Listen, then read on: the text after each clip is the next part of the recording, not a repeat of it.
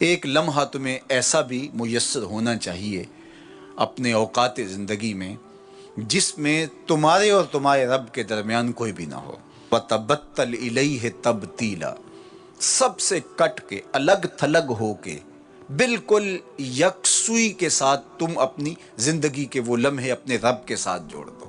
جس طرح ایک روایت میں فرمایا لی مع اللہ وقت لا یسعنی فیہ نبی مرسل ولا ملک مقرب، میرا اور میرے رب کا معاملہ کبھی ایسا ہوتا ہے درمیان میں نہ کوئی فرشتہ ہوتا ہے نہ کوئی رسول اور پیغمبر ہوتا ہے، وہاں میرا اور میرے رب کا ہی معاملہ ہوتا ہے۔ تو یہ یکسوئی کے لمحات ہیں، تو ہمیں بھی حضور علیہ الصلوۃ والسلام کے سینے سے نور لے کے اپنی زندگی میں کچھ ایسے اوقات مقرر کرنے چاہیے، اور وہ بہترین وقت میرے رب نے خود بیان فرمایا ناشیۃ اللیل ہے، وہ سحری کا وقت ہے، وہ رات کے لمحے ہیں، وہ پچھلے پہر کی مبارک گھڑیاں ہیں جب رحمتیں چھم چھم اتر رہی ہوتی ہیں اور اللہ کی رحمتیں بندے کا استقبال کر رہی ہوتی ہیں۔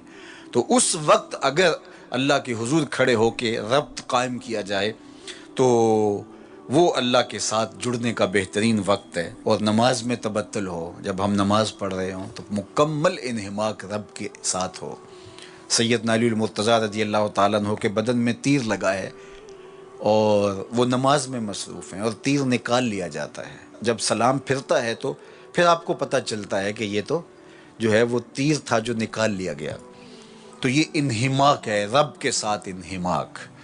اور وہ فرمایا گیا حدیث جبریل میں کہ اپنے رب کی اس طرح عبادت کرو کہ گویا تم اسے دیکھ رہے ہو، اور اگر یہ کیفیت پیدا نہیں ہوتی تو کم از کم یہ کیفیت تو ہو کہ وہ تمہیں دیکھ رہا ہے۔ فَاتَّخِذْهُ وَكِيلًا، اور اسی کو کارساز بناؤ، اسی پر توکل، اسی پر بھروسہ، اپنے امور اسی کے سپرد کرو۔ جب اپنے امور اپنے رب کے سپرد کرنے کا مزاج پیدا ہو جاتا ہے، زندگی سوکھی ہو جاتی ہے۔ تدبیر کریں، اس کے لیے حکمت عملی ضرور آپ وضع کریں، لیکن کچھ کام کر کے اللہ پہ چھوڑ دیں۔ اگر توکل بھی یہی ہے کہ آپ گھٹنا بھی باندھیں اور سپرد اللہ کے کر دیں، اسی کی طرف سے کام ہوتے ہیں اور وہی کارساز حقیقی ہے۔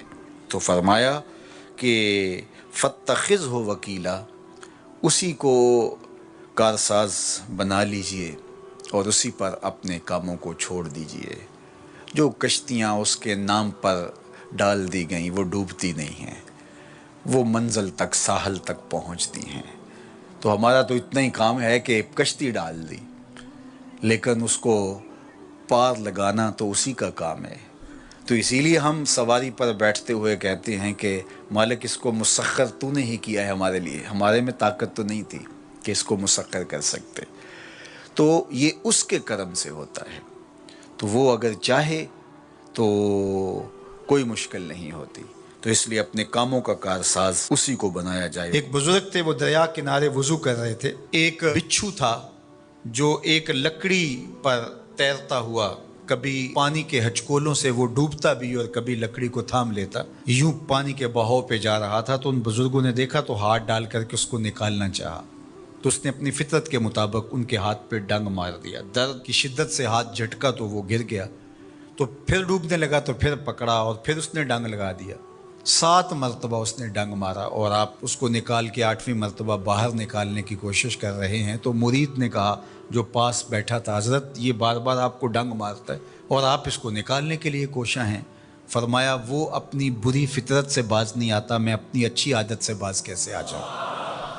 تو لوگوں کے ساتھ رویہ اچھا رکھے، وہ جو بھی رویہ رکھے۔ ہم کہتے ہیں کوئی اینٹ اٹھائے گا تو ہم آگے سے پتھر اٹھائیں گے، تو یہ کیا کمال ہوا؟ لوگ کہتے ہیں تم 1 قدم پیچھے ہٹو گے میں 10 قدم پیچھے ہٹوں گا، تو یہ کیا کمال ہوا؟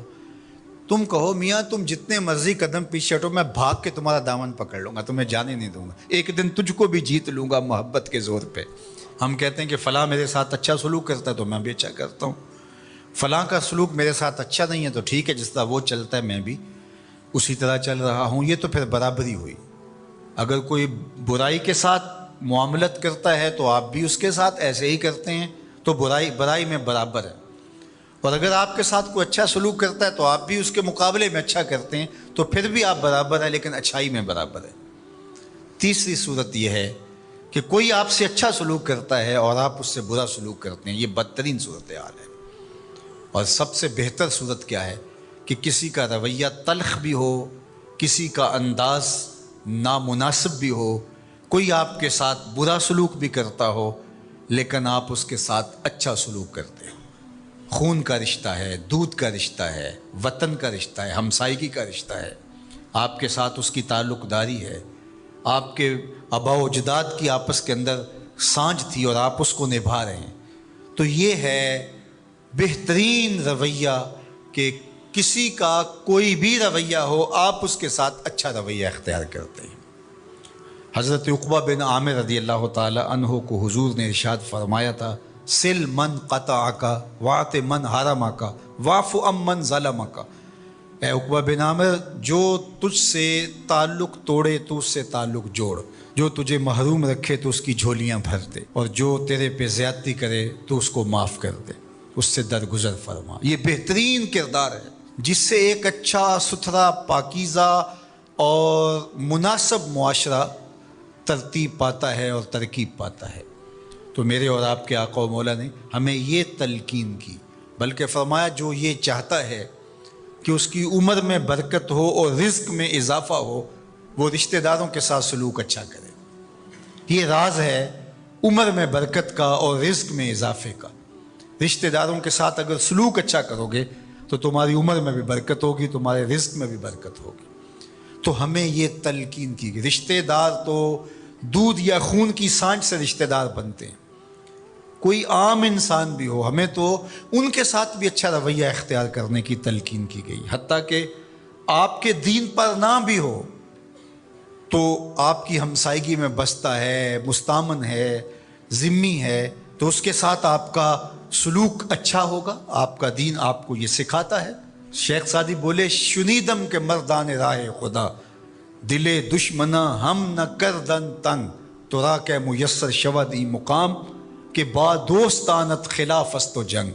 میں نے سنا ہے کہ جو اللہ کے بندے ہیں وہ تو دشمنوں کا دل بھی نہیں دکھاتے۔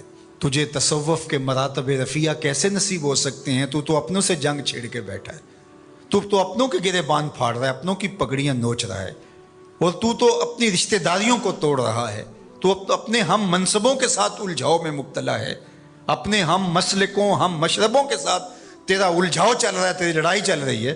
تجھے کیسے مرتبہ اور باطن کا نور اور اندر کا اجالا نصیب ہوگا؟ جو اللہ کے بندے ہیں وہ تو دشمنوں کا بھی دل نہیں دکھاتے۔ انسان تو انسان رہے، وہ تو جانوروں کے ساتھ بھی رویہ اچھا رکھتے ہیں کہ یہ اللہ کی مخلوق ہے۔